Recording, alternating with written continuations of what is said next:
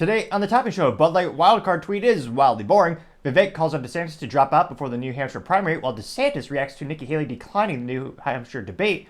Elon wants at least 25% voting rights if the Tesla gets into AI. Burger King wants to buy 600 restaurants as part of their $1 billion turnaround plan. Disney doubles CEO Bob Iger's compensation while the company is still struggling to say the least. All of that and much more on the topping show.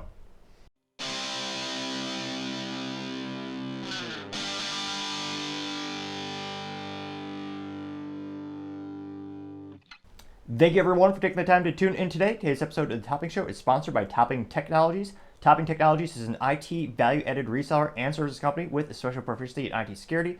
Heck, I see their founder at least twice a day. Guy says quite handsome and brilliant. He's me, you see, that's the joke. If you're an IT leader or a business owner, you can reach the team at sales@toppingtechnologies.com. Also, trying to get to 4,000 subscribers by the end of January, so if you click that button, I would greatly appreciate it. Now going over to the business part of the podcast, Elon Musk wants at least 25% voting rights if Tesla gets into AI robotics. Now this article comes to us thanks to Emma Stone over at LinkedIn, which is owned by big parent company Microsoft.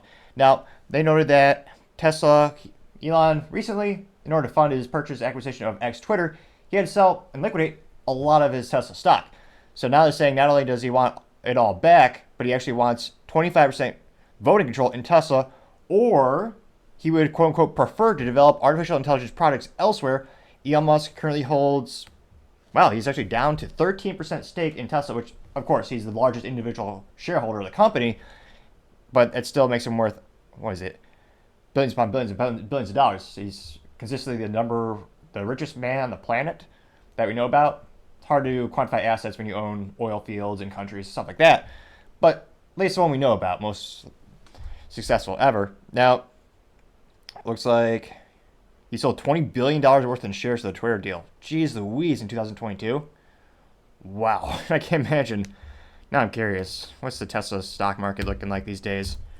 Just talk about hindsight being 20/20 in terms of investing in a company. I can't imagine how many millionaires this company and billionaires it created. Looks like Tesla's currently trading for $215.55 for a single share, whereas General Motors, their stock is around $30 per share. Or $33 per share. Well, yeah, let's just say, one is wildly more successful than the other. Now, in terms of Elon Musk wanting, at least 25% voting rights, he says that would give him a much better leverage with the company, obviously, and that he would need, I believe 2/3 in order for them to override him. Let me pull it up really quick. Override. Now, it actually begs the question, I guess this would dramatically increase the value of Tesla to even more stratospherical publicly traded stock, but it'll be interesting to see, again, he needs some incentive to stay in the game, and one of the most successful examples of someone being a founder of the company, having an IPO, and still being in control of the company would be the Ford Motor Company. Now, this is one of those instances where if you want, you and I can just go out there and can buy Ford stock. That's really not a problem. And many people would argue there's some benefits to that since they actually pay dividends, unlike some stocks that just, exist. But nevertheless, that's still a different philosophy of another time to debate, perhaps. But the Ford Motor Company, the family still holds a majority share of the voting rights, which, again, that is how the Ford family has stayed in control of the company all these, decades, over a century later. So it'll be interesting to see if Tesla's, with Elon, is he able to leverage his business acumen, his experience, to increase his voting share of the company?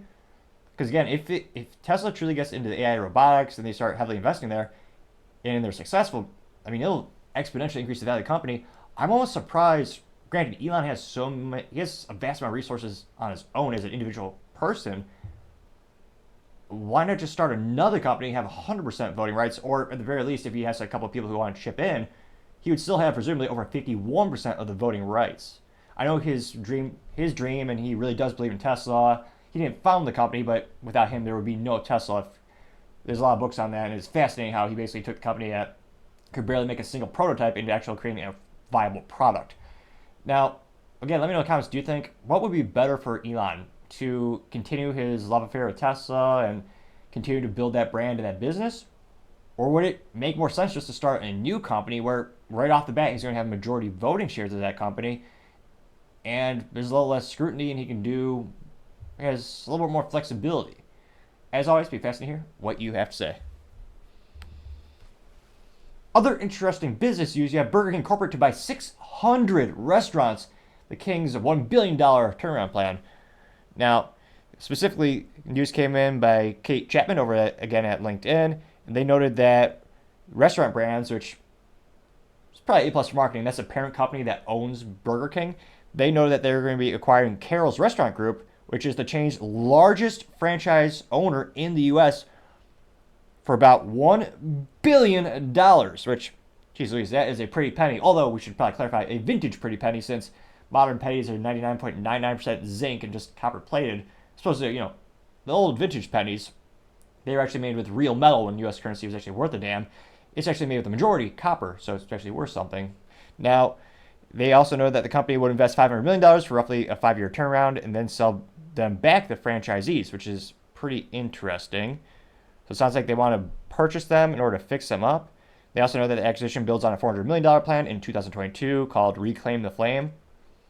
Hilariously somewhat ironic, since they're mostly known for microwaves. That was a big joke when I was a kid. And you'd see them use the microwaves to heat up the burgers.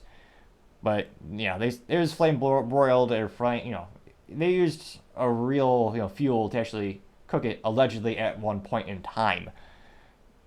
Now, they also know that the Restaurant Brands upgrade will include operations and technologies throughout the chain, and we've seen some Burger King new concept restaurants where they have done some much-needed facelifts. Granted, I haven't eaten fast food in that regard for probably a couple of decades now. I think, was it middle school? When was the last time I stepped into a Burger King? I remember the location vividly. It had to have been middle school or high school was the last time I actually ate something from Burger King. So granted, I'm by no means a Burger King connoisseur, but just driving past Burger King, I can tell you anecdotally speaking, they've always looked aged. So they've been revamping the image, and it is interesting to see this because most of these companies, there's basically two different ideologies when it comes to the franchise operations. McDonald's is the best known example of being a real estate company, not a restaurant company, because they'll rent out the land below it. It's basically how McDonald's was built, and they take a very small percentage of the actual profits on the actual products. They really make the money in the rent, and most of the franchise organizations, there's different philosophies. You have Papa John's, a couple other ones where you have some in which the parent company, they don't want anything to do with the actual brick and mortars in the franchise. They don't want to own any, and they're all about all about the vision of the company, helping them with the supply chain, coming out with new ideas and advertising. And you have some, I think probably most famously Starbucks, where they own an overwhelming majority of every single of those locations. So it's a big debate in the franchise community and the whole business model in and of itself.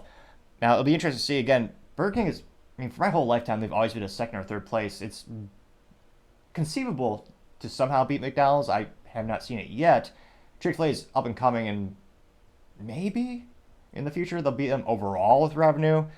But it will be interesting to see. They also know that Burger King, in the past couple of years, has slipped to third place behind Wendy's, and that's actually increasing, interestingly enough. And of course, they're all way behind the good old golden arches of McDonald's. So it'll be interesting to see as these businesses try to pivot in order to adapt, improvise, and overcome with this myriad of issues. Fast food's in trouble, partially because the government caused inflation to 40-year hyperinflation. And fast food used to be known for cheap, convenient, and allegedly moderately tasty. And you have this issue where even McDonald's, their profits are shrinking so much, they're actually removing the self-service syrup machines, which people call soda or pop machines. This is because years ago, the labor was a big price in terms of the company allocation of the budget, and it was actually cheaper to just have a self-service station where you have the customers fill up their own soda pops. Or do you call it pop or soda? A debate for another time, perhaps. But it's gotten to the point where I suspect a lot of customers are abusing that system where technically you have free refills, but some people do 4, 5, 6 refills. Perhaps they want diabetes or something like that.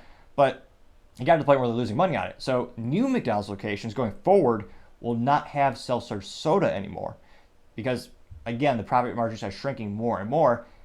And McDonald's used to be known for having a $1 menu.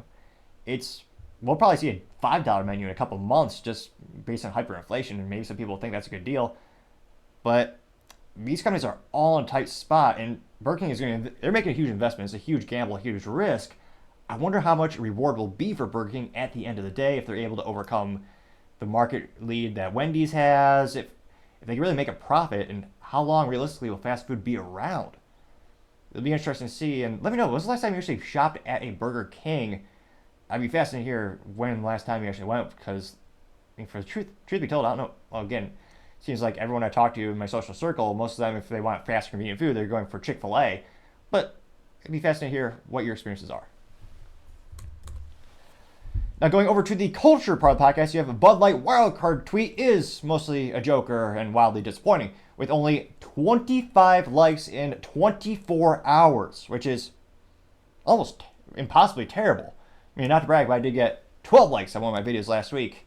Now, I would also argue quality over quantity when it comes to my sample size and my experience with my fans. It's all about the best, having the best quality, not the quantity. And Bud Light is also a multi-billion-dollar company, and yet they only got 25 likes, which means the people who allegedly still work there didn't even like it.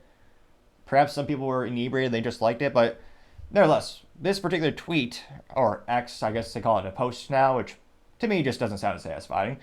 Let me know, do you call it a post or do you call it a tweet? Nevertheless, on the X Twitter platform, Bud Light sent out a tweet in which they said, quote, "The MVP of Wildcard Weekend."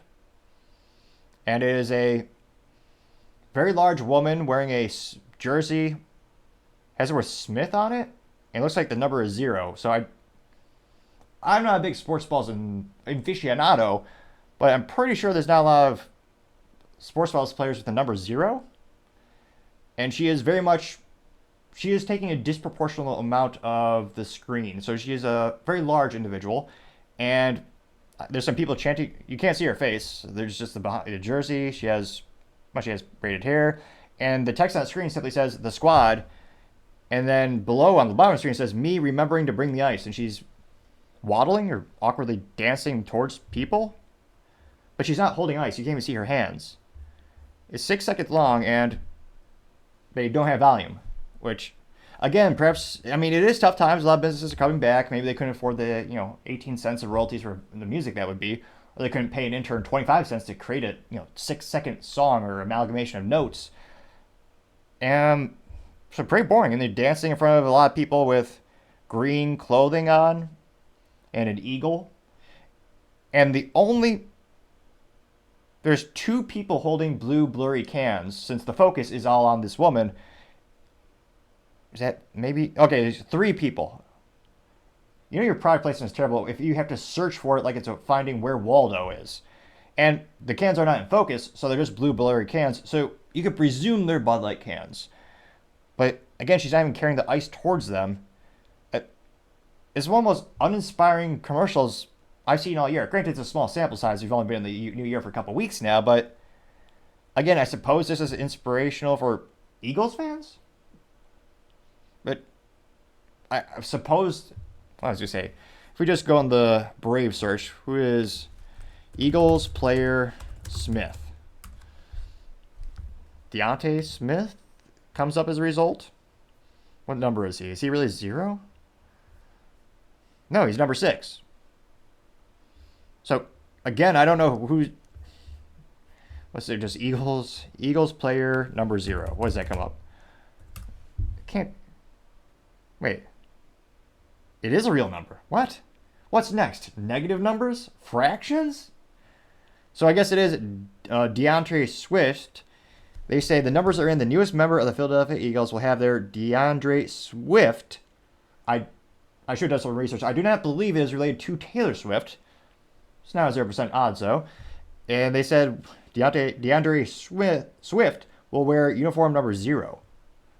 Which, I guess that's a thing now. Interesting. Huh. All right. I guess we learned something today. So I guess we could thank Bud Light for teaching us about their new sports balls player at the Eagles. I guess. And again, in terms of the feedback, only 7,075 people saw this. So in terms of views, that is pitiful for a multi-billion-dollar company. And they only got 26 views. They only got 13 comments.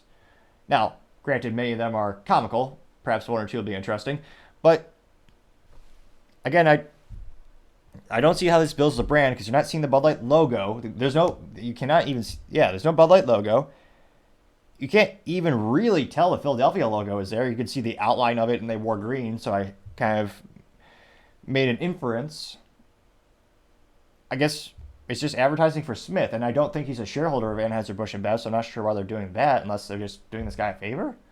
But nevertheless, let's go in the comments and see what are folks thinking about this. Is it a really compelling image? Perhaps it is inspiring millions of people to go buy out Bud Light from all their stores.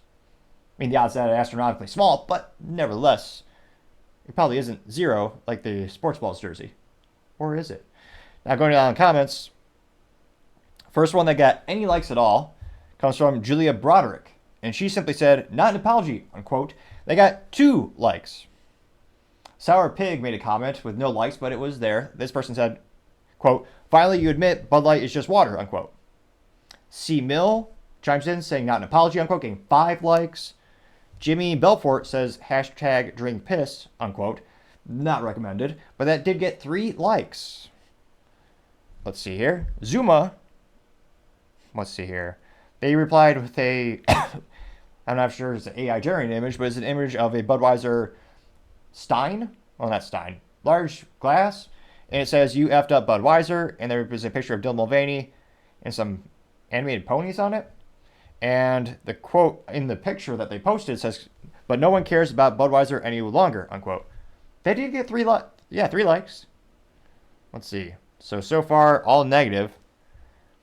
I mean, not to brag, but I did comment. Now, no likes, which is that means even I didn't like it. But nevertheless, I simply said I might need to offer marketing consulting services. Usually the product placements, you can see them. Why don't you even show it here? Why don't you bring back some old mascots? Which, again, I want to say that idea is worthless, well, because no one liked it. However, I would argue that probably be a better idea than anything they're trying to attempt to do. But nevertheless, that was another comment. So I'll say that's negative or critique. So that's 1, 2, 3, 4, 5, 6. So 6 for 6, all negative comments. The 7th one comes from Ron Johnson, and he says, quote, ice for a different beer, your poop emoji is for trans lovers, bye, unquote. No likes, but 14 people did view that.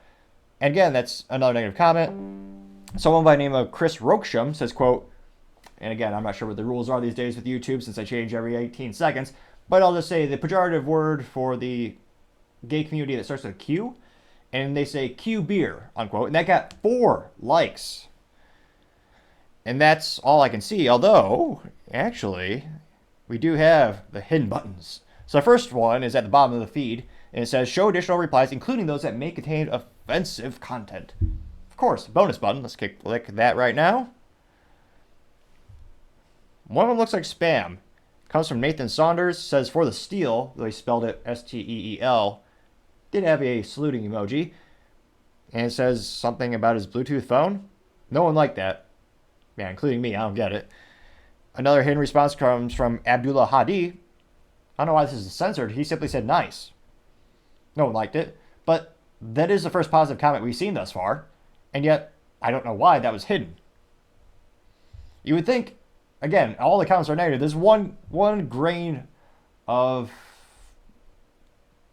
I'd say, not solidarity, one positive comment. When you, like a seed of a comment, wouldn't they want to nurture that potential prospective client or fan by liking it themselves or responding it to saying something, just saying, thanks, much appreciated, something. But no, for this particular post, it looks like Bud Light is just taking the silent treatment approach. Julie brought a comment again, but it looks like this one got censored, so let me click it. And there's a GIF of probably some pop culture film I don't realize or recognize, where there's a lady with a sweater and short, what was that, like Elizabeth Warren hairstyle, and the text is, I haven't heard an apology yet, and that did get 1 like. Now if we go, so how many is that viewed, or in terms of publicly facing comments? That's 1, 2, 3, 4, 5, 6, 7, 8, 9, 10, 11. So of the 11 that you could see off the bat with, the one moderate censor, you have 1 positive one and then 1 spam. The rest are all negative. However, there's a super secret button that lets you see all the things that Bud Light has hidden, the hidden response button right under the picture. So if you click that right now, comes from Mason Bradford. Mason Bradford said, quote, replying, no contract, no beer. And it looks to be, I'm not sure if it's just coincidence, but it's a pro-union caricature that looks it uses the same text that most Marxists use in their advertising campaigns. And it's just a picture of all the people striking, and it says no contract, no beer. I guess it's from the, let's see, I don't want to say the logo's terrible, but what was their logo? The Anheuser-Busch Teamsters, which ironically are not team players, but nevertheless, that did get 14 views. No one liked it. And that looks like that was the only one that Bud Light actually hid. Interesting. It says the youth might say they were ratioed to say the least. And yeah, even sports balls aren't digging them out of this ginormous pit that they've dug themselves by having the worst marketing campaign conceivably in business history. I mean, there's one, I forget the jeweler in the 70s. There's one instance where the founder of a jewelry company was on an interview and he basically admitted that they used to sell discount jewelry, and he basically admitted, oh yeah, it's garbage. We buy it for next to nothing. And that company went out of business. Now, I'm not sure if the total revenue of that company, it probably is dwarfed by the sales Bud Light lost. You could argue that it's a busier business blunder since they went out of business completely. But in terms of lost revenue and lost market share, still nothing comes close to the Bud Light business blunder of the year, sponsored by Dylan Mulvaney. And sports balls can't bail them out. The good old, what they used to sponsor all the country music events, UFC. They're spending all this money. It'll be interesting to see at the end of the day, does it really help them out with their sales? Let's just say if I were to look at the Magic 8 Ball and shake it up a little bit, I would say the outlook is not so good.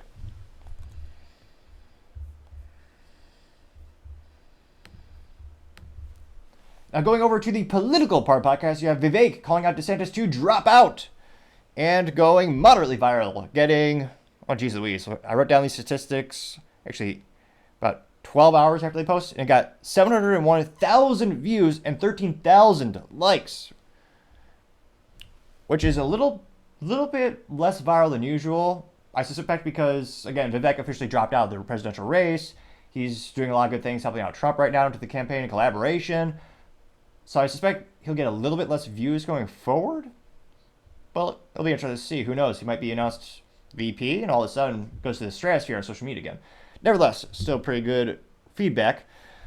And he says in this post, excuse me, quote, I give Ron DeSantis immense credit if he does the right thing and drops out before the New Hampshire primary. Most of the votes will go to Trump, and we can end this primary to make sure that Nikki, snake emoji, and her neocon ilk never come anywhere near the White House. That's a key reason why I exited, unquote. And again, that got 13,000 likes and 701.8 thousand views in the first 12 hours.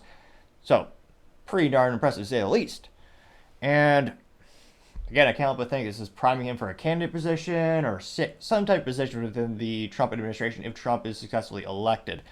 Now, again, going to the comment section, we have the first one coming from Paul Zuspa. He says, quote, Ron DeSantis won't do the right thing regarding this primary nonsense. He's already 300 million in the hole to his donors and can't help himself anymore. DeSantis has proven he can't see past his own ambitions and put America first. He can't put Florida first anymore either, unquote. That got 143 likes. Let's see, Chris Lausch says, quote, how did you get to give credit? Again, I am not a doctor. However, I have a theory. If you click the subscribe button, it may help with my speaking ineptitudes, help me, slow down a little bit, maybe help my stuttering and mispronunciation of a myriad of words. But watching your first couple of videos with more subscribers, there's been a modicum of improvement. Not a lot. Still plenty of room for growth and development. However, if you click that button, I would greatly appreciate it, and I think it might help my theory come to fruition. So I will attempt that quote again from Chris Loschek. He says, quote, how do you get to give credit to anyone? You wrote scathing things about Trump and his Jan 6ers in your book. You wanted vaccine passports. You wanted to segregate the vaxxed from the unvaxxed. Your judgment is in serious question. I wouldn't even want your endorsement, unquote, getting 274 likes. So contrarian statements or responses are brewing to the surface a little more than usual. Max comes out saying, quote, with all due respect, zero, who the hell are you to give immense credit? 2 years ago, you were advocating for segregating the unvaccinated, unquote, getting 195 likes. Let's see here. Go Vivek Go says, quote, Ron DeSantis isn't even really campaigning in New Hampshire. Everyone knows this, unquote, getting 20 likes. Moderate to severe says, quote, Ron drops out after New Hampshire. Nikki drops out after she loses South Carolina. You can take that to the bank, unquote, getting 78 likes. Pastor Coin says, quote, it's pretty obvious Trump is the Republican nominee for better or worse, unquote, getting 39 likes. 24 Eurozone says, quote, bad move. DeSantis needs to stay in long enough to outlast Nikki Haley. If something happens to Trump and he cannot run, the GOP will choose the second leading candidate, which would then be Haley. Don't trust Dems and don't trust the GOP, unquote. Getting 28 likes. Let's see here. Louise Simpson says, quote, the fact you were polling at 8% was the key reason you had to drop out, Vivek, unquote, getting 13 likes. So let's see here. Twit Tails says, quote, dropping out before the New Hampshire primary to boost Trump? That's like leaving the party early to give your friend the last piece of pizza. Here, you take it. I'm on a political diet. Unquote. That got 8 likes. Let's see here. We have Shivani giving a response via a picture that says Trump Vivek, make America great again, 2024. That got 20 likes. Monk says, quote, not going to happen. Trump is not the incumbent. He needs to earn every last vote, unquote, getting 9 likes. Luke says, quote, please don't let Ron's media team anywhere near you or Trump. The gator or crocodile emoji army of DeSantis influencers did more harm than good and turned Ron into a joke, unquote, getting 19 likes. And yeah, I can't help but agree with that statement. The DeSantis campaign, their marketing has been perhaps worse than the new Coke, debatably Bud Light. Because again, they started off, I was going to say, perhaps not the best metaphor, because I was just going to say you start with a good product. Bud Light, let's be honest, was never a good product to begin with. But nevertheless, DeSantis had a pretty good impressive track record for governor of Florida. He had a great resume. He did some great things that a lot of people appreciated, causing people and inspiring people to move to the state. There was a lot of material to work with. And yet, they just didn't communicate that properly. And you see every time in these polls, I mean, a year ago, he's around 32% in the Republican primary polls. And then a year, he was down around 11.2% to the point where Nikki Haley is beating him in some of these poll aggregators. And again, in the and I'm curious, the 530, let's see here. If you go to the poll aggregator right now, again, just like the stock market, it changes seemingly every second, especially as they get more polls and more data to add to it. But Trump is at an all-time high at 63.1%. Nikki Haley is now at 11.9%, and DeSantis is at 11.6%. It looks like Asa Hutchinson finally dropped out because he is no longer a percentage point on the chart. So again, I mean, DeSantis started off so high. It's like I'm trying to think of a publicly traded stock that's just precipitously dropped like a rock. I mean, well, there's a lot of them, unfortunately. But it's one of those things where it just dropped completely like a rock. Which I'm sure there's not a metaphor, perhaps a funny limerick in there somewhere. Ron Rock trajectory DeSantis, perhaps. I was going to say, someone tweet that to Trump. He might appreciate it. But nevertheless, it just went lower and lower and lower. And it is interesting, though, in terms of the feedback right here. They're getting more and more critical of Vivek. Now we look at Max. He says, quote, you exited because you came in last. You're a pump and dump scammer, unquote. Getting 68 likes. Though, again, I don't think that's really true because Vivek really didn't need the money. He's already, I believe he's built a couple $1 billion businesses and he's already vastly wealthy. So I don't suspect he did this for any monetary gain. But yeah, it's interesting to see. Yeah, the ratio of likes or positive responses were not as high as usual when it comes to Vivek. So it'll be interesting to see. Maybe that turns around. But it's actually more critique than usual. Even though now he's technically no longer running, he's dropped out. So it'll be interesting to see what happens to Vivek from here. And I highly doubt DeSantis will actually drop out. But as I say, we will see what the future may hold. Other interesting political news, you had DeSantis reacting to Nikki Haley declining to participate in the New Hampshire debate. Now, for DeSantis, as the youth might say, this went viral, especially for him on his personal X Twitter profile. It hit over 1 million views in 24 hours. And for DeSantis, a good sample size for his viewership on his individual profile, it might be 200 to 600,000 is a good average for that. And every once in a while, he'll have his outliers of 1 million or a little bit over 1 million. So this is one of the most viewed ones. Now, that being said, not a lot of people liked it, but nevertheless, a lot of people saw it. So without too much further ado, he did not actually use a picture, but he did use a fair amount of text. So Ron DeSantis said, quote, Nikki Haley is afraid to debate because she doesn't want to have to answer to the tough questions such as how she got rich off Boeing after giving them millions in taxpayer handouts as governor of South Carolina. The reality is she's not running for the nomination. She's running to be Trump's VP. I won't snub New Hampshire voters like both Nikki Haley and Donald Trump, and plan to honor my commitments. I look forward to debating 2 empty podiums in the Granite State this week, unquote. Which I guess might give him a promotional picture or something. Jeez Louise, that'd be boring. But nevertheless, that did get specifically got 1.3 million views, but only, hilariously enough, 12,000 likes, which that's not great. I mean, actually, if you pull up the good old calculator here, we can do a little percentage check right now. Now, it is very sad. The United States public schools are becoming detrimental to their education, actually. Well, truth be told, go on TikTok and look what the teachers are actually promulgating these days. Is quite horrifying. Granted, yes, of course, there are some good exceptional teachers, but it is quite concerning what the teachers' unions are doing. There's the 32-year low for ACT scores, math, science, history. The scores are all evaporating to nothing, and yet they say they deserve raises in the teachers' unions. Fascinating. So as if they want to get paid more for less performance. Kind of like the automotive community. Oh, I digress partially. Now, we're going to do some fun math here today. So 12,000 people like this, and 1.3 million people viewed it. So we're going to take the 12,000 likes divided by 1.3 million. That gives us 0.00923. However, let's turn that into a percentage today.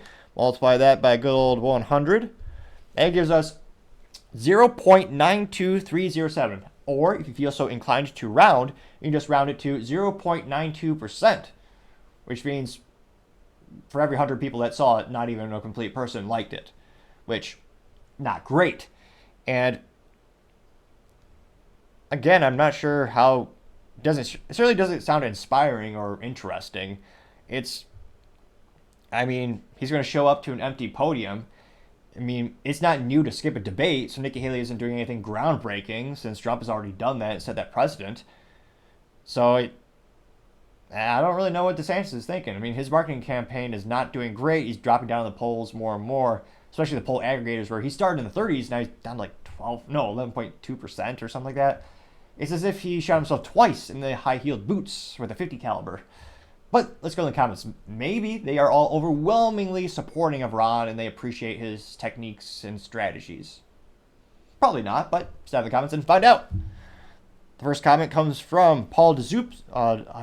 Again, I apologize. I messaged him. I hope he gets back to me so I could appropriately pronounce his name because he is very active in political social media and I keep seeing him and a lot of people like his post and his responses. This, again, comes from Paul Zizpula? Probably. And he says, quote, just drop out DeSantis, you have no chance. Vivek did the right thing. Why won't you? Unquote. They got 2.4 thousand likes. Paul also reposted with a picture of the Iowa caucus results. And he said, again, quote, DeSantis lost by 30 points. He has zero chance, unquote. That other post got 712 likes. Matt Gage chimed in and he said, quote, it's over, man, unquote. That got 5.3 thousand likes. Let's see here. Joseph Pino says, quote, dear Ron DeSantis, your commitment is to the people of Florida. They're suffering from an insurance crisis. You lost. It's time to govern Florida like you promised, unquote. I got 1.8 thousand likes. JD Sharp said, what are you doing? You just lost every county in Iowa despite dropping 300 million, visiting all 99 of them, uprooting your family, and abandoning your state 6 months after being re-elected governor. Get out of the race, endorse Trump publicly, and prepare for 28, unquote. They got 2.2 thousand likes. But at this point, let me know in the comments if you think differently. I don't know how much of a chance there is for 2028 for DeSantis. An overwhelming majority of the social media, and again, this is not a direct correlation between social media and the real world. A lot of people are critiquing him, though, on the timing and saying off the bat, he should have waited for 2028. And his marketing campaign has been so utterly abysmal. I would be surprised if he tries again for the election. I mean, there's a lot of time between 2024 and 2028. He just failed so bad. And don't get me wrong, he's still up in the polls, but not compared to Trump. And all the people who, I think a majority of people who support Trump, they would not support DeSantis if DeSantis was running without Trump. I think the people who support Trump in 2028, they would probably go to someone like Vivek more than DeSantis. But that's just my 3 cents. It used to be 2 cents, but 40-year hyperinflation, got to charge to 3. But I was going to say, it's still free to click the subscribe button. I'll do 1 or 2 more comments here. And again, so far I have not found a single positive comment for DeSantis. The next one, again, these are all the top comments you see. This comes from Clandestine. They say, quote, LMFAO, the DeSantis camp are the only ones pushing this nonsense. Trump would never pick Haley as his VP. He calls her a globalist and openly talks about how abysmal she is. Just give it up, Ron. It's over, unquote. I got 1.9 thousand likes. I'll be darned. We did find a contrarian statement, or so rather, well, contrarian to the overwhelming majority of the comments. However, we found a statement that did agree with Ron DeSantis. This comes from Unfiltered Boss, who's a consistent positive poster on the DeSantis social media, and he says, quote, Haley and Trump are both cowards for being insulted by the corporate media, unquote. They got 585 likes. Another top one comes from Randy Savage. It says, quote, this post after such a historic loss confirms how severe your personality disorder actually is, unquote. They got 1.2 thousand likes. Julia chimes in saying, do the right thing, endorse Trump. And there's a picture of Donald Trump winning Iowa, getting 544 likes. Ultra Mega Joyce Day, which you probably know what her political affiliation is, though she's not wearing the iconic red hat, so not A+ for marketing, but nevertheless, this alleged Ultra Mega Joyce says, quote, you're honoring your commitments, question mark. What about your commitment to being a governor of Florida, unquote. Getting 348 likes. Let's see here. Molly Pitcher says Trump is not going to pick her for vice president. There's a picture of, is it Mad Men? Some picture where men, however, properly dressed in suits, are all laughing bombastically, and Trump has been photoshopped in that picture. That got 913 likes. Let's see here. Right Angle News Network says, quote, DeSantis back down Trump, unquote, getting 474 likes. Raheem chimes in saying, quote, I look forward to debating 2 empty podiums. MFer, who is writing this garbage for you, unquote, getting 803 likes. Presumably his marketing campaign team, his marketing staff, people not good at social media, to say the least. See, we'll do one more. Leia Memes says, well, I don't want to say F- for marketing, but her name is Leia Memes, so she responded in text form and not a meme. Nevertheless, this alleged Leia Memes says, you lost all 99 counties in Iowa. Sit down. You and Nikki both won't last much longer, unquote. And I got 541 likes. So, as youth might say, he was ratioed. Well, it's a terrible snap. I'll attempt to do that again. He was ratioed, to say the least, as we saw only 1 or 2 positive comments. And again, those are the people who have consistently been supporting him for months. So he's not gaining any new positive social media folks that I can see. We scrolled for quite a bit. It seems like half of them are saying drop out, half of them are saying you're embarrassment. I mean, yeah, it's one of those things where I don't see how he could turn this around. And again, Trump is winning by a huge margin.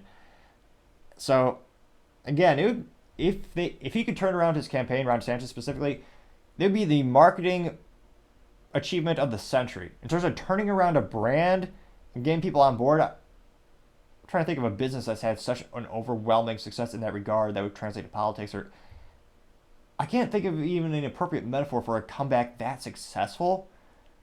It's so rare.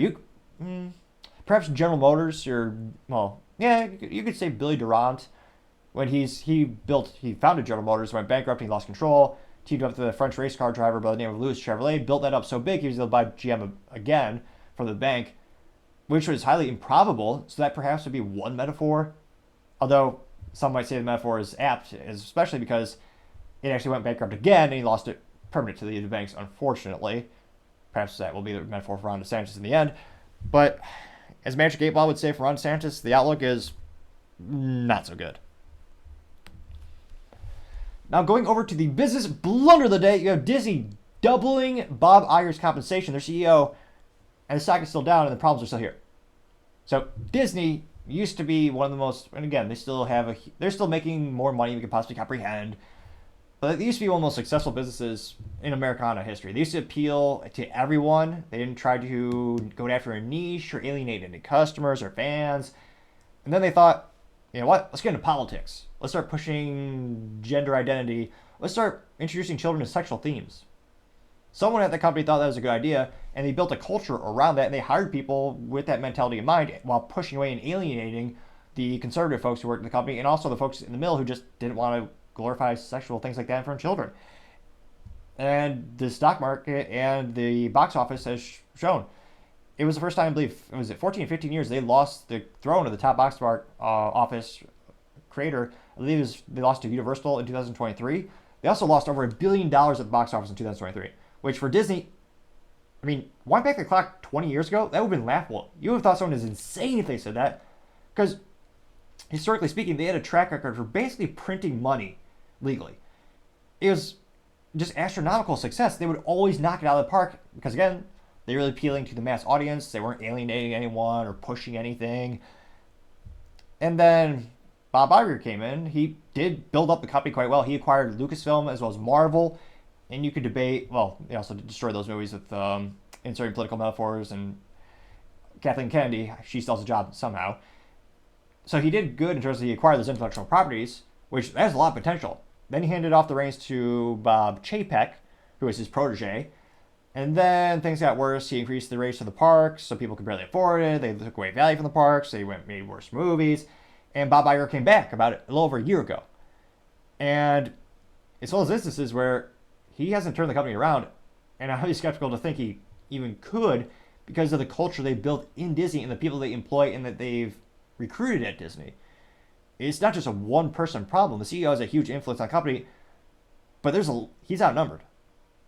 And looking at the total compensation package, it looks like they doubled it from $15 million. And again, they're not paying him cash. This is a variable mixed contribution where is usually, like most executive salaries, it's usually not even half cash. It's usually a fraction. Usually, I would say even 10 to 20% cash. But then a majority is in stock options, healthcare benefits, a myriad of other benefits. And his compensation apparently last year was $15 million. And let's pull up his stock. Maybe it's justified because of stock. I mean, it's not, spoiler alert. But if you look at the total stock market trend for Disney, let's do 5-year trend so we can look at when he took over.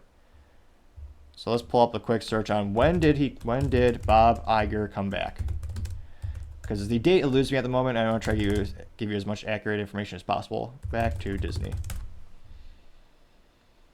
So Bob Iger came back February.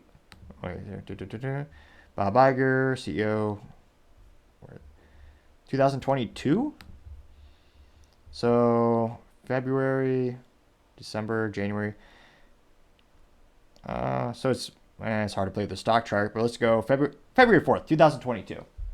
Their stock was $142.02 per share, which, again, that's still, the 5 years still negative, but still, that's something. $142.02 per share. It's now trading at $90.34 per share. So in the past 1 year trend, it's down negative 8.78%. Year to date, it's about even. Granted, it's only been a couple of weeks. If you look at a 6-month trend, it's actually increased 5.11. Past month is down 2.71%. Past 5 days about break even. But they haven't been doing good in the stock market. They're starting to lose control in terms of, let's see here. They just also rejected, let's see here, Nelson Putz and some investors who wanted to actually get them out of politics. So it kind of reaffirms my theory that they're going to keep pushing this ideological material that's alienating a large portion of their what used to be former clients, and ironically creating their own competition. We have things like Bentkey Ventures exponentially increasing their production capabilities. They're owned by the Daily Wire, headquartered in Nashville, Tennessee. They say they're the fastest conservative media company, growing conservative media company in the U.S. or probably in the globe. And their whole animation studio was inspired because of Disney. So because of Disney's business ineptitudes, Daily Wire is starting to make their own original content. And because so many consumers feel alienated by Disney, they're seeking out alternatives.